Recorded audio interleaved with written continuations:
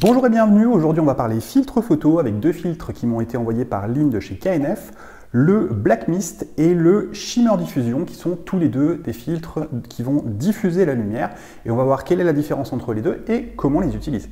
Avant de commencer, si vous avez des interrogations sur les réglages, je vous invite à suivre le cours qui est sur mon site internet, je vous mets un lien dans la description de la vidéo.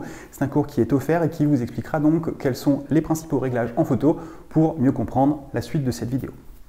Alors, on va voir ces filtres, approchez-vous, je vais vous expliquer un petit peu ce qu'on m'a envoyé. On m'a envoyé deux filtres, ça c'est le Black Diffusion et ça c'est le Shimmer Diffusion, en tout cas ça c'est la boîte.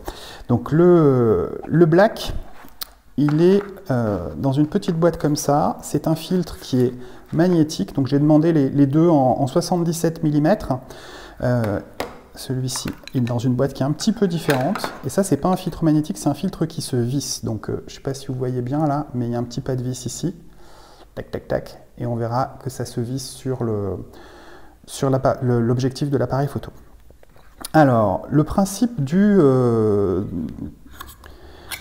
ces deux filtres, c'est que dans les deux cas, ils sont avec un revêtement multicouche HD, ils sont étanches, résistants aux rayures, anti-reflets pour limiter les aberrations chromatiques, donc ils sont sur un même niveau de qualité. Le Black Mist, c'est un filtre qui est en deux parties, c'est-à-dire qu'on a d'abord un petit anneau tac, qui est là, qui est assez fin, qui va se visser sur l'objectif. Je vais montrer sur un objectif. Donc cette partie se visse sur l'objectif,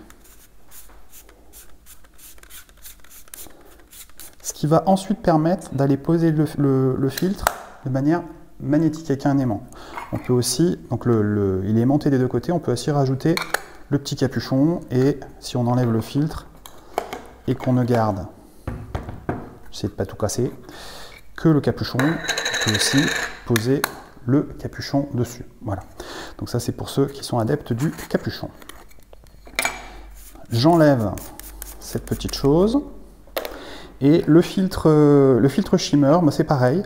Il va se positionner à l'avant, sauf qu'il se visse directement. Donc il n'est pas aimanté. Il se visse directement dessus. Et on a notre filtre qui est vissé. C'est classique, hein, ça vous connaissez.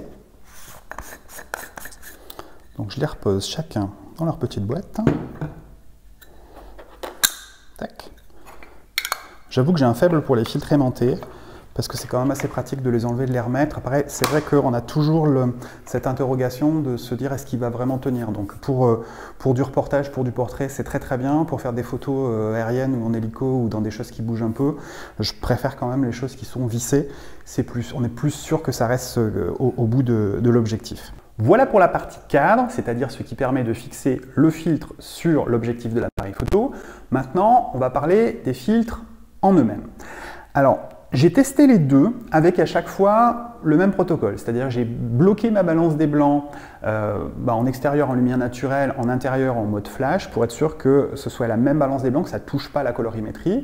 Et j'ai utilisé des réglages en programme manuel de manière à bloquer mes réglages pour que d'une photo à l'autre, il n'y ait absolument rien qui change. C'est-à-dire qu'il n'y a pas de variation d'exposition, autant que possible, il n'y a pas de variation de cadrage et il n'y a pas de variation non plus de la balance des blancs. Donc la seule chose qui va changer, c'est qu'on va avoir sur la première photo, rien du tout. Sur la deuxième, le filtre. Alors j'ai toujours commencé par le filtre Shimmer Diffusion et ensuite le filtre Black Mist. A priori, le filtre Shimmer Diffusion est un filtre qui est censé donner une coloration un peu plus chaude. Dans les deux cas, ça va diffuser la lumière. Et c'est intéressant cette notion de diffuser la lumière parce que j'ai fait le test sur Madame Mannequin dans des conditions de lumière assez homogènes avec, donc Madame Mannequin était peinte avec une peinture mate, il n'y a pas de reflet, et finalement, sans le filtre, avec le filtre Shimmer Diffusion et avec le filtre Black Mist, il n'y a pas une grosse différence. Parce que sur ces images-là, il y a peu de haute lumière, il y a peu de brillance, et du coup, il n'y a rien qui permet de diffuser les petits éclats de lumière. Donc, ce n'est pas forcément sur des images plates que ce genre de filtre va être utilisé. Ça va être plus intéressant, on va le voir avec une autre photo de Madame Mannequin que j'ai mis sur fond noir, et j'ai volontairement intégré un petit cone spot en arrière-plan dans le cadre, avec une lumière dirigée d'abord plutôt sur l'arrière de la tête du modèle, et ça commence à se voir un petit peu. Mais là où ça se voit vraiment, là où les effets des fils, que ce soit le Black Mist ou le Shimmer Diffusion se voient vraiment, c'est quand la lumière est dirigée plus face à l'appareil photo. Et enfin, j'ai fait un troisième test avec un vrai modèle en studio, avec la même logique que sur Madame Mannequin, c'est-à-dire en dirigeant la lumière dans les cheveux, et comme les cheveux sont clairs, ils vont renvoyer un petit peu de lumière. Et là, pour le coup, ça se voit aussi.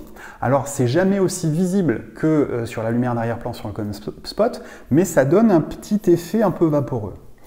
Là où j'ai été surpris, c'est que je m'attendais à ce que le Black Mist ait une coloration qui soit beaucoup plus froide que le Shimmer Diffusion. Je pensais que le Shimmer Diffusion serait plus chaud. Et sur les essais que j'ai faits, alors si vous avez essayé vous aussi de votre côté, n'hésitez pas à me faire un retour dans les commentaires. Sur les essais que j'ai faits, je trouve que le Black Mist donne une diffusion qui est un tout petit peu plus importante et un peu plus chaude. Donc on a une petite coloration jaune que je m'attendais à trouver sur le Shimmer Diffusion et que je trouve curieusement sur le Black Mist. Alors l'intensité de la diffusion, elle est variable, il y a plusieurs niveaux de diffusion, bon, bien sûr il faut changer de filtre à chaque fois, mais sur le Black Mist c'est une diffusion 1/4 et il y a plusieurs niveaux, donc vous pouvez choisir l'intensité de la diffusion selon les filtres. J'avoue que moi j'ai essayé les plus basses, qui sont les plus douces, et c'est quelque chose que je pense utiliser. J'essaierai de vous faire un retour si je le teste en reportage cet été dès qu'on aura la chance d'avoir un petit peu plus de lumière. En extérieur, sur des lumières de fin de journée, sur des lumières rasantes, où ça va contribuer à réchauffer, à donner un effet un peu comme dans un rêve, un petit peu cotonneux, vaporeux. Ça va adoucir les contours, ça diffuse un petit peu les éclats de lumière, ça adoucit un petit peu le grain de la peau également. Voilà, ça peut être utilisé pour toutes ces choses-là. Si vous avez des retours, si vous avez vous-même testé ce genre de filtre, n'hésitez pas à me l'indiquer en commentaire et à poster vos photos aussi dans le groupe Facebook Formation Photographe.